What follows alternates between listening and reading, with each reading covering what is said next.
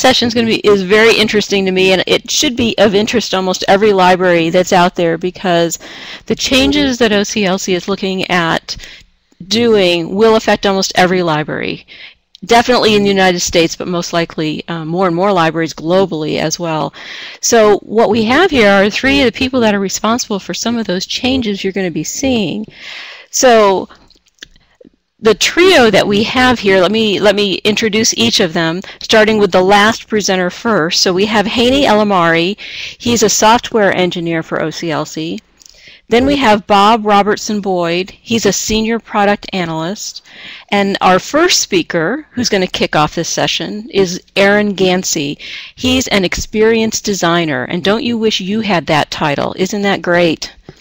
So Aaron, I'm going to turn it over to you. Haney, if you want to go ahead and share your presentation, we'll go ahead and get started.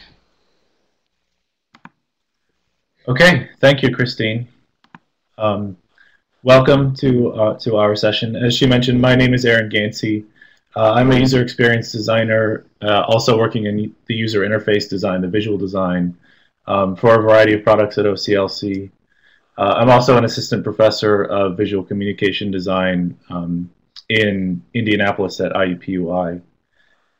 Bob Robertson Boyd and Haney Elamari, as she mentioned, will be speaking shortly. Just to give you a heads up, we're actually not located in the same place. We're in different cities right now, so if you hear us talking to one another, it's because we're not in the same room. So I may have to say, hey, Haney, turn the slide or something. But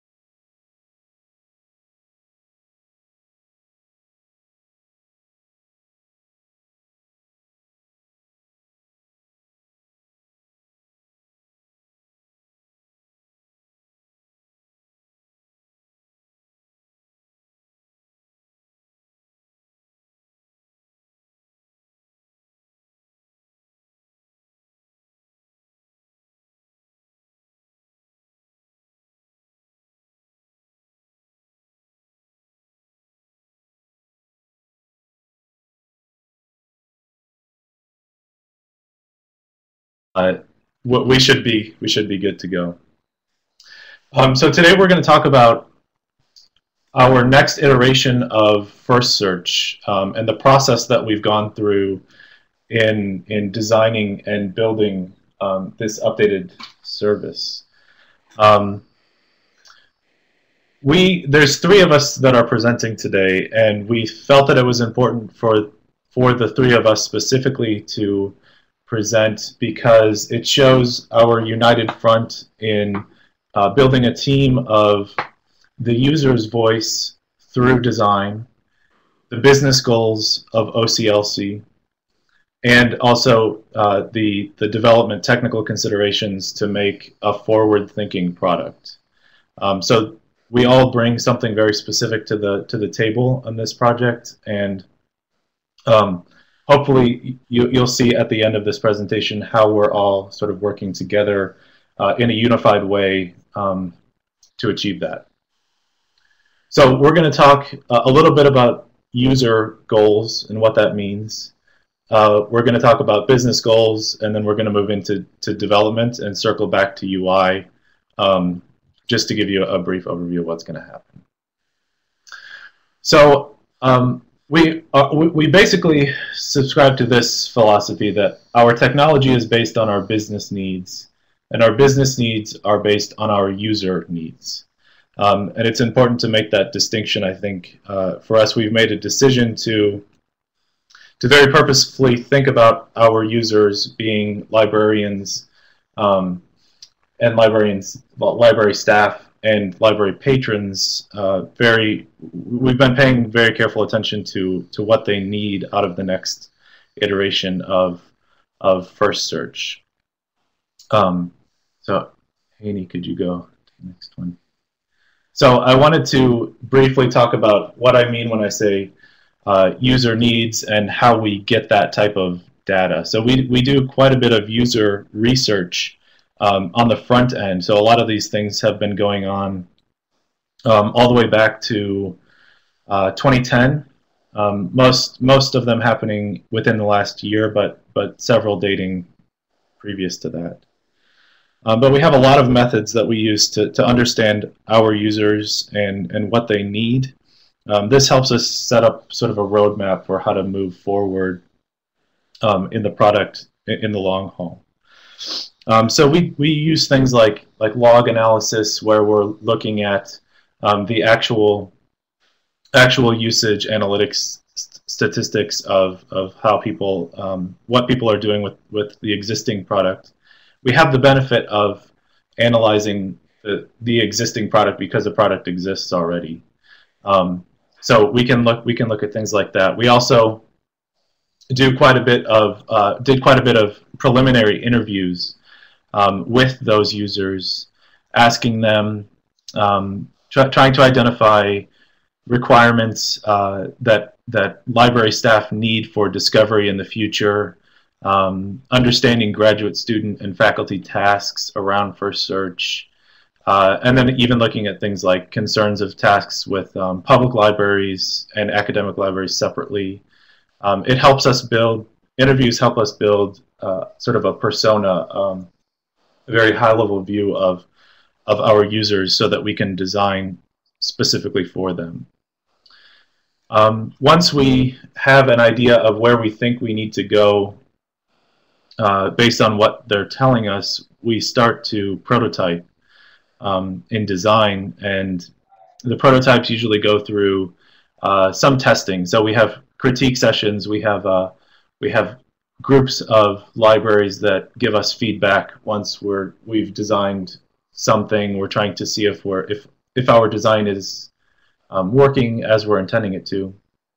But we're also doing more focused usability analysis. So we're really getting down to the details of, is this design decision better than this for a usability reason, for an overall experiential reason, all with the goal of making the best product possible. These user methods, while great, tend to only give us an idea of what the current needs are in the community. So we can really understand, based on today's expectations, what people are going to need in the next iteration of First Search. But we also know that our internet use trends are changing as sort of on a societal level. So we spend some time doing some research into what technologies are going to be used by most people moving forward, how we can leverage new technology to maybe provide better services or more unique services or more targeted services to our users. So we're doing a lot of that research too. And if Haney, you go to the next slide, you can see I have some general statistics here that, simply the idea that more smartphones are being used every day, in America at least, thinking specifically. First Search, of course, and WorldCat are global products, but thinking about America and North America, specifically 45% of American adults own smartphones, and the types of things that they're doing with these new platforms are changing really on a daily basis. So we're seeing at a societal level that people are starting to do much more focused work. They're starting to use these platforms in very robust ways, which leads to the next stat that we're starting to see surveys like this where 75% of students are saying they'd be likely or very likely to use their.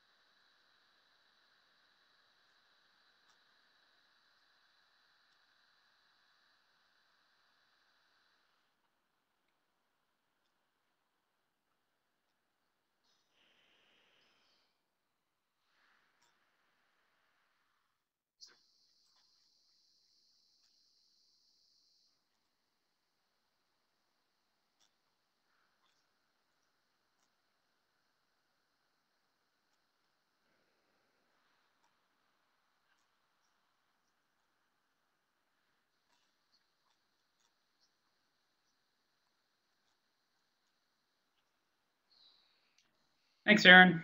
As Aaron said earlier, we really base a lot of our decisions on what we learn from our users.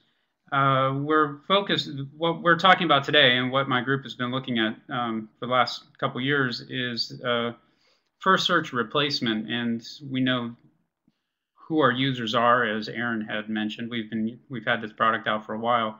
So we have been able to learn a lot about what they might want in another version of the site. And through that effort, through all that we've been learning for the last few years, we've wanted to focus the future product on a number of criteria or goals. The four listed here are pretty clear. When we're trying to do something as large as we're doing with as many users as we're doing, with the impact that we're looking at, we need something that's going to be maintainable. It's going to keep working in the future. We need it to work as well as possible in as many places as possible. So as we started going down this path to rework first search, we quickly saw that following a responsive web design approach would be beneficial. We can address accessibility issues. We can reach users where they are on the devices that they're using. We can focus on being future friendly. We're really just looking ahead at responsive web design, helping us achieve all of our goals and hopefully giving us some padding and protection even as things change in the future. Along with responsive web design, there's, if you read responsive web stuff on the web, there's a lot of experts and they all follow certain practices, mobile first being the most widely pursued, I believe. And so we started down that path also, advocating responsive web design internally. We said, okay, well, if we're following a responsive approach, we really need to look at the mobile use case before we start looking at a desktop use case. It doesn't quite work as easily for us. We ran into a roadblock right away. It wasn't a quick switch, because if we're building a new product that's primarily for librarians, and a lot of the use case for first search is for ILL, for sharing, for requesting items that you don't hold. A lot of that's not happening today on a mobile phone, right? Librarians aren't sitting at their desk tapping away on their iPhone to make an ILL request. It might be happening, but the numbers just aren't there to create a product around that. So why would we make the effort to switch to a mobile first approach, especially when we'd already done some research and already had some work into a first search replacement, into a UI that wasn't responsive. it was hard to gather traction. We didn't understand a lot of our users. We didn't understand a lot about our users at a device-specific level, so we just couldn't make the business case to switch when we were thinking specifically about mobile first. But if we switch our thinking a little bit and we start focusing on what we're actually delivering, we're not delivering an entire website. We're actually using the website to deliver content. You know, people are coming to us for specific actions to get certain things from our products. If we focus on those, the case gets a little easier. So we did. We switched and we started looking at a content-first approach instead of a mobile-first approach. That seems kind of silly, but it made all the difference in the world. We were able to sell this faster. We were able to get people behind it. We were able to get everybody on the project. It made a big difference internally, whether it's politics or just practical. It helped a lot. And not just in making the switch and saying we're going to follow responsive web design, but also in understanding our content better. It helped a lot to understand our content better. The approach for content first in general, if you're not familiar, is you just look at everything you have. So you take any web page, it's sort of information architecture at a page level. Take any web page and just start breaking it apart. Whatever you have today, just start breaking it apart and say, you know, this thing is like that thing is like this thing, and combine it all. I'm always thinking of the old Sesame Street song, one of these things is not like the other, one of these things doesn't belong. So you just go through there and put all the sailboats together and put the speedboat off to the side. You organize your content into blocks that make sense from the user's perspective. When you have the blocks in order, then you prioritize and you say, okay, well, this content block has these elements in it, and every single user that comes to our site, everybody that uses our product needs these things. Well, that's pretty important. That becomes number one. And then however you're displaying that content, you have to make sure that every user gets it. Doesn't matter what device it is or where they're at, every user needs that stuff. And then number two, is that something that everybody needs? Number three, just prioritize your content blocks, go down the list, and discuss what everybody needs. When you get to the point where you can say, not everybody needs this. They only need it in that context, or they only need it in this situation. Now you're probably to a point where you could say, well, that might not belong on a mobile environment. So content first really helped us move forward. But even the moving forward, even getting the content first isn't a snap. You know, this isn't easy stuff. I can blow through it and talk about a couple slides and say, just identify the sailboats and the speedboats and set them aside. But it's actually much harder than that. If you look in the background of this picture, the post-it notes on the wall, and especially on the bulletin board, one of those post-it notes says title, and one says author, and one says publisher, and one says publish date. And it's not a simple decision to say that the publish date appears on this environment and not in that environment, or that this element goes with that element. Does the publisher statement and the publishing date go in the same area as the author and title? Is that primary bibliographic information that a user needs if they're just going to look at something in 2 seconds and move on? So these are the decisions that we all make. I can try to make them by myself, but I'm not going to manage. I know I'm going to get a number of things wrong. So we've had the luxury of having a lot of good people to be available to help us make these decisions. So you can see we involve a lot of people in this decision process. And even if you don't have the luxury of having a UI developer and a UX researcher and 2 different analysts, you can still just grab anybody who's within arm's reach. Bring them in, get a couple patrons, get a couple librarians, get a couple staff people, professors, faculty, pull them in and just ask them a handful of questions. This could be a card sort, or you could do it like we do with post-it notes and drawing, because it's kind of fun to do it that way. The point is, you have to identify your content, you have to prioritize it, and no one of us individually can do that well. So you've got to collaborate. You've got to reach out and involve all of the pieces that are going to be working with this. When Aaron mentioned earlier that the 3 of us have been doing this for a little while, that's sort of a shift when we were really able to say, okay, we're going after this with gusto. We've got everybody on board. We've got the right roles in place, and all of the roles buy into it. So we were able to pursue this with gusto. Having done those post-it note sessions and everything, and identifying all of your content pieces, this diagram just sort of makes it a litwill more real, and Annie will make it very real in a moment. You can take these content elements and just layer them. You just prioritize them and say 1, 2, 3 go here in this viewport, 4, 5, 6 go here, and maybe 3 doesn't appear in mobile. This isn't actually a diagram of what we've done. It's just an illustration of how your content blocks can be made real across different devices. The same number 4 appears in desktop, appears in tablet, and appears in mobile. Same content, but it just looks a little bit different, which is the magic that Haney will talk about. This board was the one that I was referencing in the previous picture, and it's important to focus on for a moment. It does two things for us, and I want to mention it for you, or I suggest it can do two things for you. One, you can see clearly that it's a hierarchy of the content that we have. Pretty clear and pretty important. But the other thing is all of this stuff that you might read on the web or you hear in these conferences about how to do something, my biggest takeaway from a lot of it is you just really need to do it. There's no specific tools you need, and you don't really even need a lot of knowledge about any of the practices to just try something. So a whiteboard is really easy because you can erase it, or write do not erase. And Post-it notes are really easy. You can just stick them any place. So you can make this really simple. And I've approached this from a Cub Scout, as a Cub Scout master. I've approached it from a Cub Scout point of view, as in keep it simple, make it fun. You know, this is easy to do. Just start trying it and move your Post-it notes around. And when you get it solid, when everybody agrees on this hierarchy that we see on the screen, then you can start identifying things explicitly. And then you can take all that and you can do more with it. You can move it into other areas where you're going to actually do the real work. I shouldn't say real work. You're going to do work that has outcomes for other groups. And that's what Haney's going to talk about now. Haney? Okay, thanks, Bob.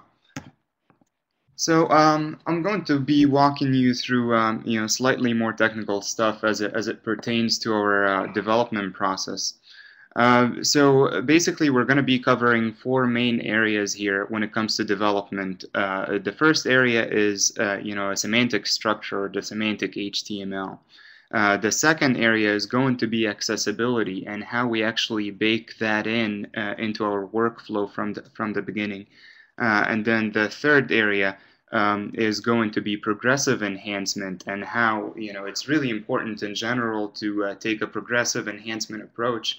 But specifically when you're working on mobile, it becomes very, very important. And then the fourth area is performance. So let's go ahead and discuss this diagram a little bit in more detail. And like Bob said, the exercise itself should be fun and very unofficial, like you see here. A bunch of sticky notes and a whiteboard. Anybody can come up to the board, rearrange the content according to a new priority, and then we have a discussion as a team.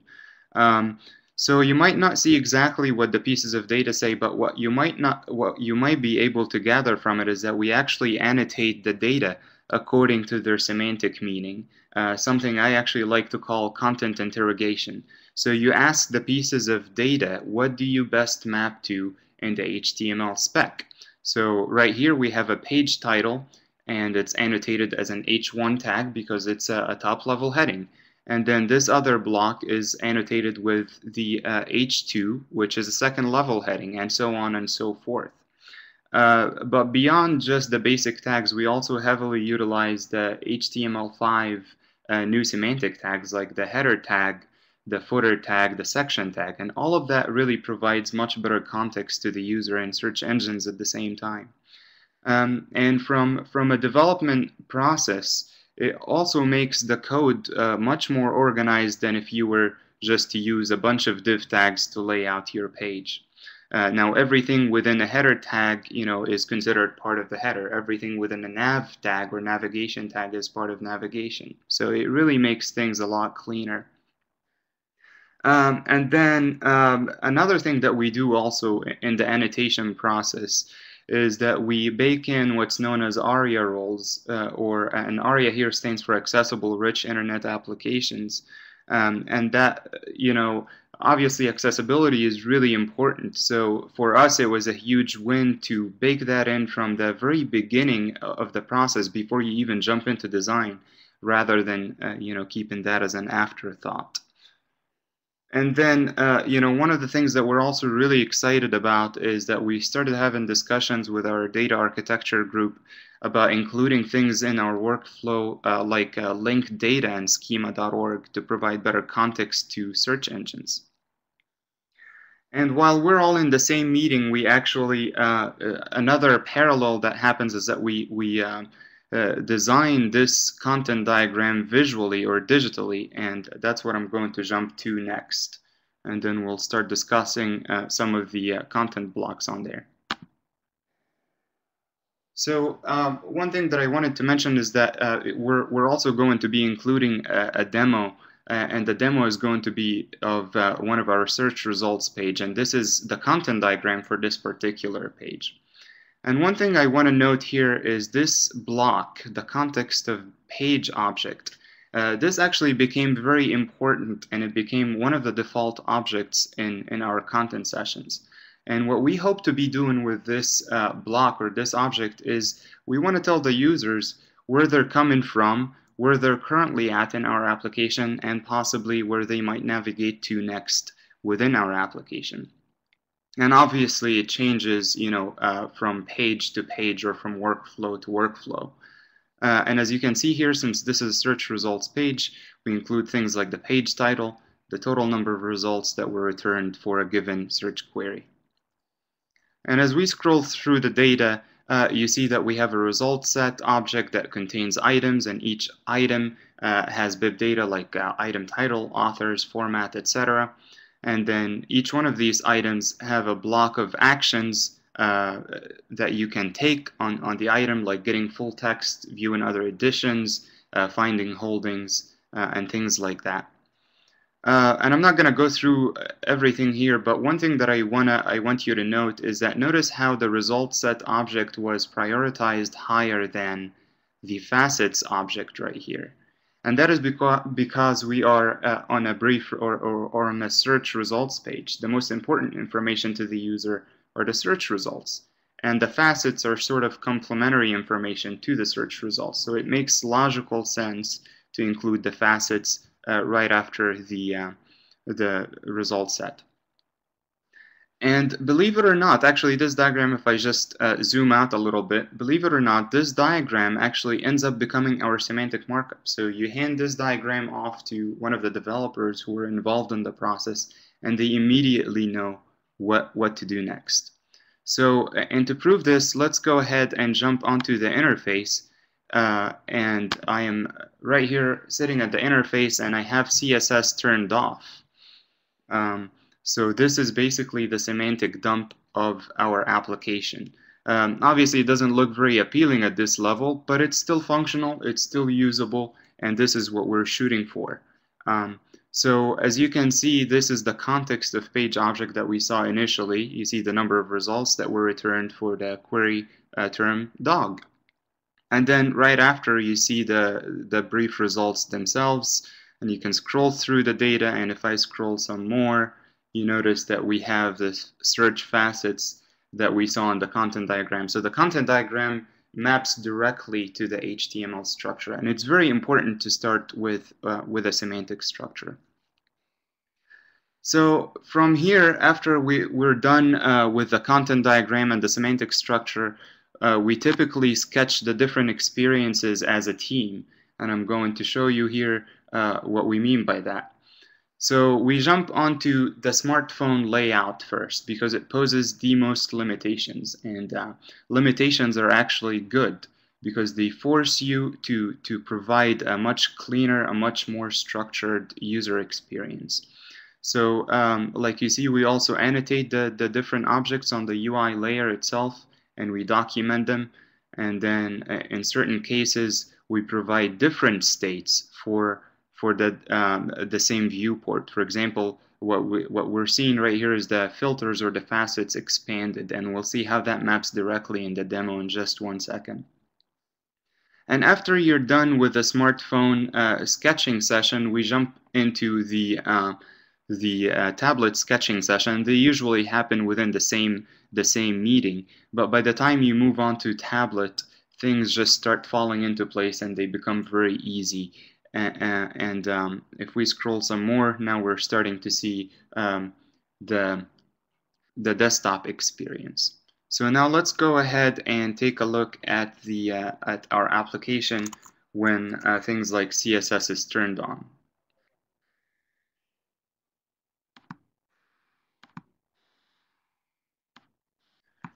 So this is how our application looks like when CSS is turned on for the smartphone viewport. And as you can see, it sort of maps directly to what we were doing, and I can scroll through the data. So it maps directly to what we were doing in the design session. I still have my show filters. Let me dismiss this meeting real quick.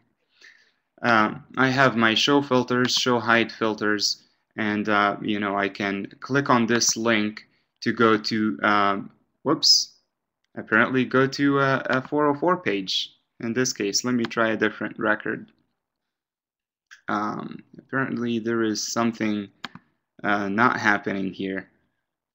Unfortunately, I'm just going to try to refresh the page real quick and see what's going on.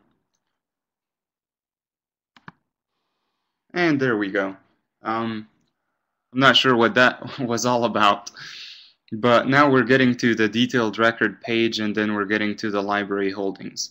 And one thing I actually want to note here pretty quickly is, you know, the progressive enhancement approach that we take.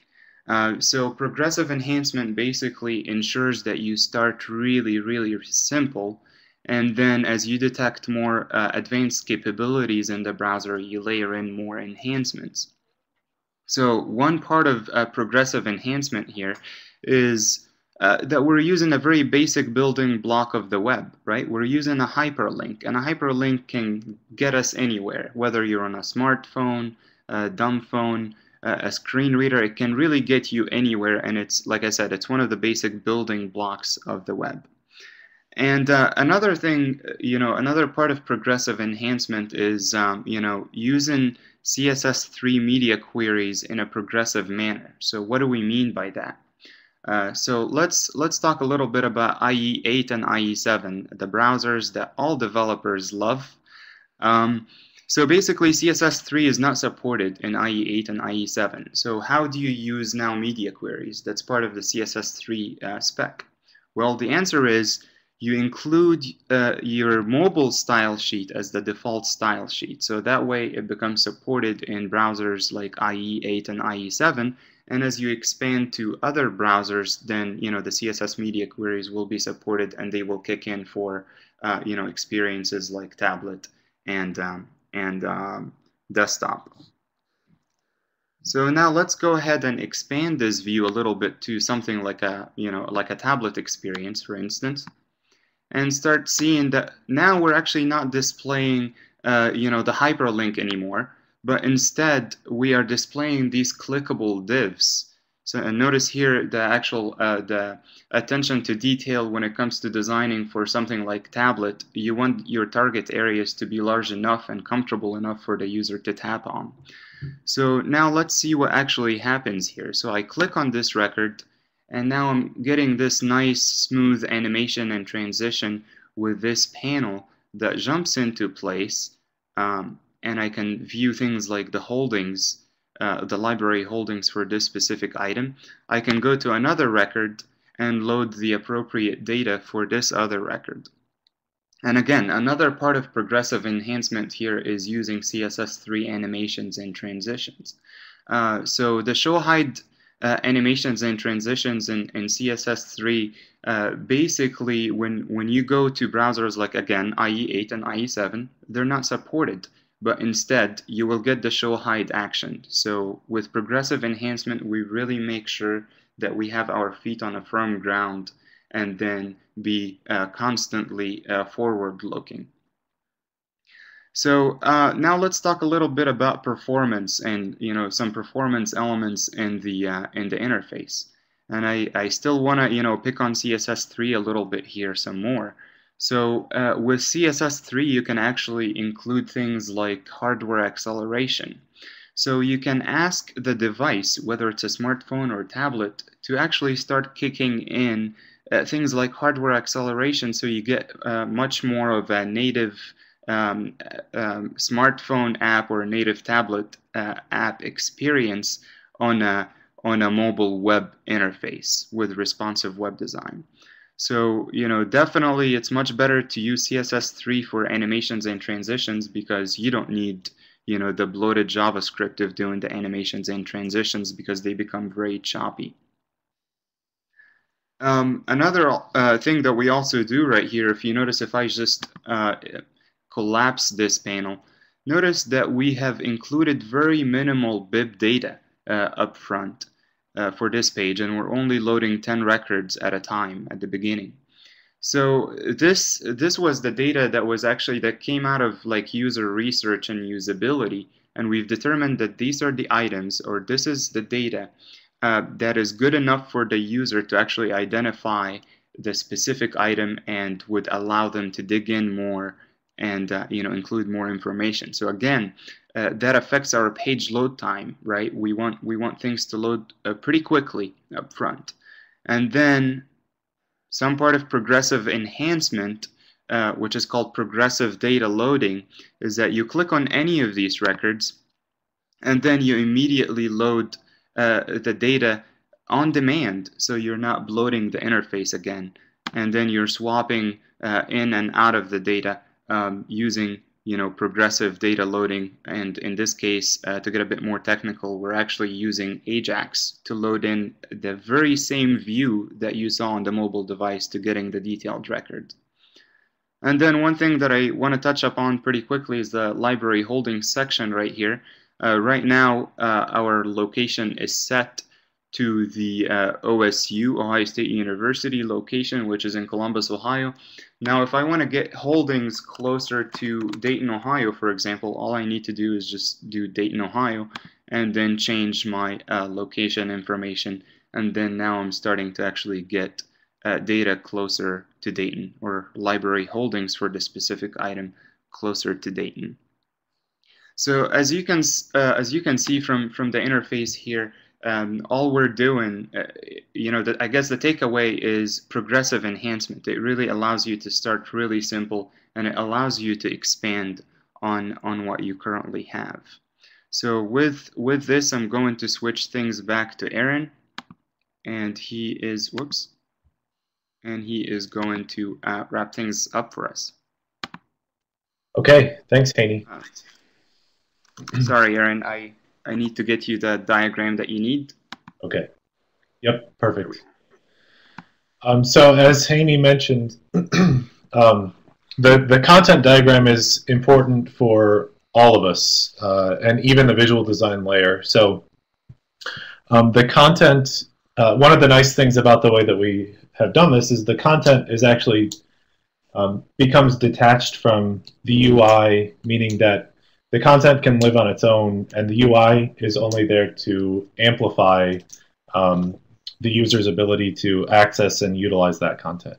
So the prototype that Haney was showing is the current sort of what's out there prototype for people to use, but we're constantly iterating on the actual user interface to create the most optimal experience. So you can see on the screen now that this is where we are currently, and I should give the disclaimer that this is just an iterative prototype, and nothing you see here will necessarily be in the live production at the end, but just take that with a grain of salt, I suppose. So this is where we currently are based on our existing research and production process. But as a UI designer, I'm taking the content diagram and creating a user interface that highlights the content that's most important. So we know that certain pieces of content are more usable than others. And through the user interface, I can actually highlight those pieces of content by reducing visual noise, using things like consistency and hierarchy to really let that content shine. In addition, we also on the visual design layer have been thinking about something that Bob had mentioned during his talk, that the UI was becoming too rigid and media specific. So we really put a lot of effort into making a much more lightweight user interface. You've probably seen a trend recently, most notably with Windows 8, that a very lightweight typography and sort of color field approach is optimal for the responsive environment, because we really don't know what device our application is going to be loaded on. So we have to make sure that there's a system set up that it always looks good no matter where it lives. So we've been thinking about a lot of things like that. And that's the UI. So I hope that now, after we've each gone through our own parts of the pieces of the puzzle, you can see a little more in detail about how all of the parts fit in together: user, business, and development, to make a more complete and better experience for our users. So we can open it up now if anybody has questions about any of the parts that we talked on. I know we talked about a lot in a very short amount of time, but we'd love to hear your questions or comments.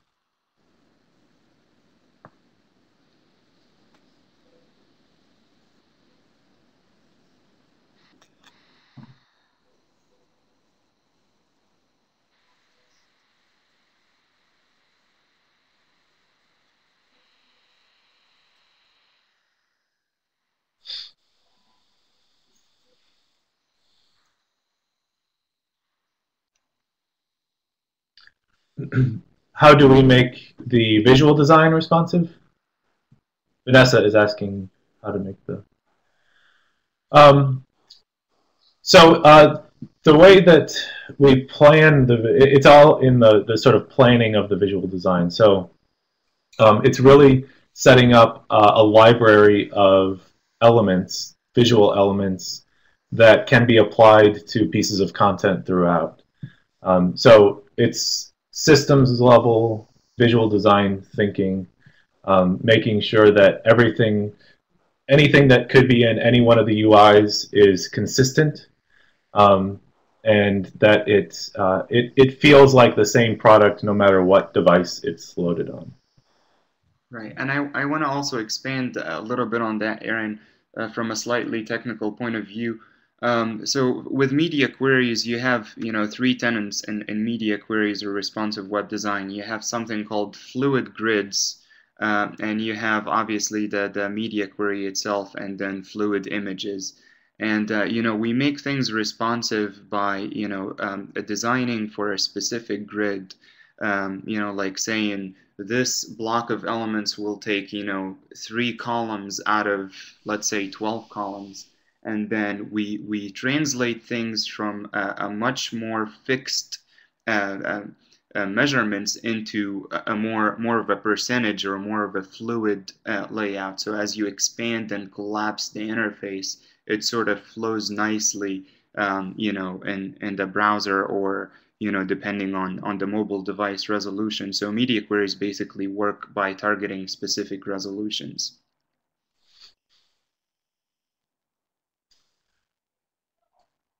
Sure. I see Roy had a question about using personas and users to evaluate UX. Absolutely, we start with users and develop personas off of them. So we have the benefit of having a medium-sized user experience team that includes a user researcher, a couple user experience designers at any given point, a usability professional, and myself that sort of lives in between user experience and user interface. And that was sort of at the beginning of my talk. I mentioned that we go through interviews, and the interviews we have a general idea of our personas breaking down into librarians, graduate students, undergraduate students, and then public librarians and public patrons. They all play a different role in how we're identifying content. So we're actually thinking about one of the first steps in the content organization meetings is to identify what patron we're talking about at that time. And then we use those personas to make almost every decision from there on. Yeah, I want to mention about how we've done some of the evaluation. I was involved with our usability expert in our U lab where we do our testing, and we haven't done any mobile testing prior. So we're really trying to figure out how can we watch what a user does on an iPhone or on an Android. So we got an iPhone and we got an iPad. We had this gets back to where I was talking earlier about keep it simple, make it fun. This doesn't have to be complex. We just got a device. One of the devices was somebody that just works here. We did set up a stand so that we could get a webcam on the device so we could see where they were tapping when they were talking, and we recorded what they were doing. But it can be really low tech. You know, the testing doesn't have to be complex. It doesn't have to come out of our big lab. Well, as Aaron said, it's not really big, but we have a lab. Most places don't. So you can do this yourself. Just look over somebody's shoulder as long as let them know you're doing it. You can do these things on your own. It doesn't require a lot of extra stuff. And I see a question related to using pixels versus EMs in media queries. So, this is an interesting question. So I guess the answer is that you always want to use relative measures rather than absolute measures. So you always want to use either EMs or percentages when it comes to media queries. Some folks actually take that, a bit further, and then they want to use, relative measures for everything.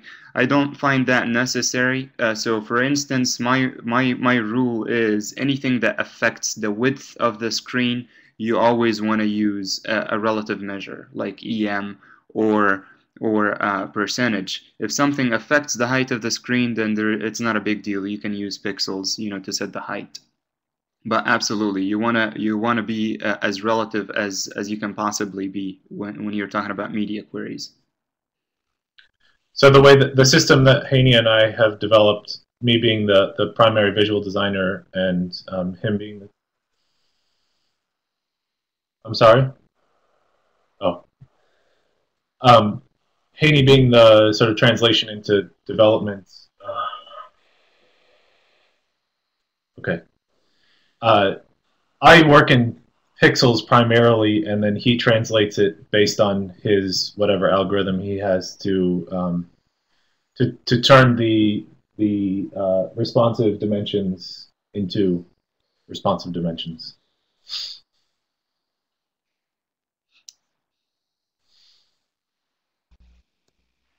Any other questions? Okay, I actually have. I know we're just about over time, and I just want to ask a really quick question. I believe I read that the beta for this was going to be out sometime this spring. Can you give a little bit more time frame on that? Maybe not. Okay, all right. So right now, we've been prototyping this with I think 19 libraries. And this has been, hand-holding through them, setting everything up and asking them specific questions. So this has been really one-on-one. And we're moving into the period where we're going to push this out to a beta that will it's not a fully open beta, but it will be open to first search libraries that meet certain conditions and can come in and use the system. It's not full production. So if you there's some requirements underneath it, and I can't speak to them now. Right? I think I lost. Which would be bad because this is recorded. Bob. So maybe I'll find out later, and I'll send it out to everybody in the session. Okay. Bob, you can go ahead and we lost you for a little bit, but go ahead and answer that question. I mean, it's a good question. We have people wanting to know, so go ahead. Yeah, I was worried about that. So the beta test will be handled through an email communication, I believe. I'm not a part of